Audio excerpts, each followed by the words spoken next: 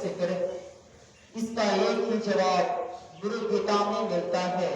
परमात्मा के दो रूप, एक सगुण साकार, एक निर्गुण निराकार। गुरु ध्यानेनैव नित्यं देहि ब्रह्ममयो भवेत्। सदा गुरुदेव का ध्यान करते रहने से जीव ब्रह्ममय हो जाता है। क्योंकि ध्यान करने के लिए तो कोई रूप चाहिए, कोई रंग चाहिए, कोई आकार चाहिए, जिसमें हम अपने मन को टिका सके, अपनी आत्मा को लगा सके। इसलिए सगुण रूप का ध्यान किया जाता है। क्योंकि संत सदगुरु का रूप परमात्मा का व्यक्त रूप है। अब आप कहेंगे भगवान श्री राम का ध्यान क्यों नहीं, भगवान श्री कृष्ण का ध्यान क्यों नहीं? क्योंकि कोई त्रेता युग में हुए तो कोई द्वापर में, उनकी जो तस्वीर है उसमें कुछ हेर फेर है, लेकिन संत सदगुरु के रूप में कोई हेर फेर नहीं, वो प्रत्यक्ष है। इसलिए उनके स्वरूप का, उनके रूप का ध्यान किया जाता है। वो परमात्मा अत्यंत सूक्ष्म है, सूक्ष्मता सूक्ष्म है। धर्म ग्रंथों में इस प्रकार आया है, मिट्टी से सूक्ष्म जल है, जल से सूक्ष्म अग्नि है, अग्नि से सूक्ष्म हवा है, हवा से सूक्ष्म आकाश है, आकाश से सूक्ष्म मन है, मन से सूक्ष्म बुद्धि है, बुद्धि से सूक्ष्म चित्त है, चित्त से सूक्ष्म अहंकार, अहंकार से सूक्ष्म अव्यक्त प्रकृति, अव्यक्त प्रकृति से सूक्ष्म परा प्रकृति, परा प्रकृति से सूक्ष्म चेतन आत्मा। उस चेतन आत्मा के गर्भ में जो समाया परमात्मा है वो कितने सूक्ष्म है। इसीलिए हमारी इंद्रियों की पहुंच परमात्मा तक नहीं है।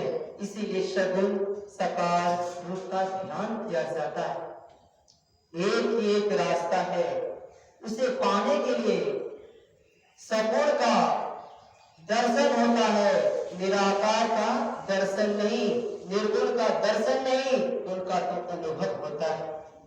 वेद भगवान कहते हैं, वेदा हमेतम पुरुषम महात्मादित्य वर्णम तम सह परस्तात् तमेव विदित्वात् मृत्युमेति नान्यो तथा विद्यते यनाय। कहते हैं उस परमात्मा को पाने का दूसरा कोई रास्ता नहीं है, एक रास्ता है, वह है आज्ञा चक्र। शरीर के दो भाग, आंख के नीचे भाग को पेट कहते हैं और आंख के ऊपर भाग को ब्रह्मांड कहते हैं। दोनों आंखों के मध्य जो सुषुम्ना है, छठा चक्र है, उसी को आधार चक्र, आज्ञा चक्र, शिव नेत्र, तीसरा तिल, दसम द्वार आदि आदि नामों से संत महापुरुष जानते पुकारते कहते। हमें वही ध्यान लगाना है, वही सदगुरु का निवास है। सतगुरु संत कंज में वासा, सुरत लाई जो चढ़े आकाशा, वहीं पर सतगुरु का निवास है। एक तक देखते हुए ध्यान केंद्रित करें, अपने आप को उसके चरणों में हवाले कर दें। इस प्रकार प्रेम पूर्वक उनकी सहायता, कृपा, मार्गदर्शन की याचना करें। इस प्रकार जब अंदर में प्रवेश करेंगे तो अंतर ज्योति, अंतर्नाद की प्राप्ति होगी। संतों ने कहा, जिस साधक के भीतर अंतर ज्योति और अंतर्नाद की प्राप्ति हो जाती है, वे परमात्मा के दाएं बाएं हाथों के बीच बढ़ जाता है, फिर उसकी अधोगति नहीं होती। क्षेत्र बढ़ता है तो अधिकार बढ़ता है। हमारी सूरत जैसे जैसे बढ़ेगी वैसे वैसे अधिकार भी बढ़ेगा।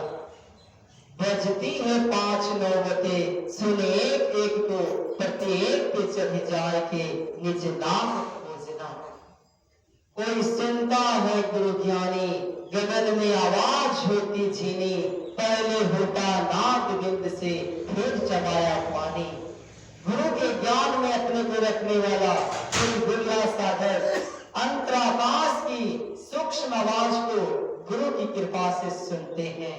तो हम सबों को चाहिए कि संत सदगुरु के जो निर्देश है, उनके जो वचन है, उनके आधार पर चलेंगे। उन्हीं की वाणी है, यहाँ से संतों की वाणी, धर्म ग्रंथों की वाणी कही जाती है, स्वयं की वाणी नहीं कही जाती। इसीलिए विश्वास के साथ प्रेम पूर्वक आगे बढ़ेंगे तो एक ना एक दिन लक्ष्य को प्राप्त करेंगे, जीवन सफल हो जाएगा। श्री सद्गुरु महाराज।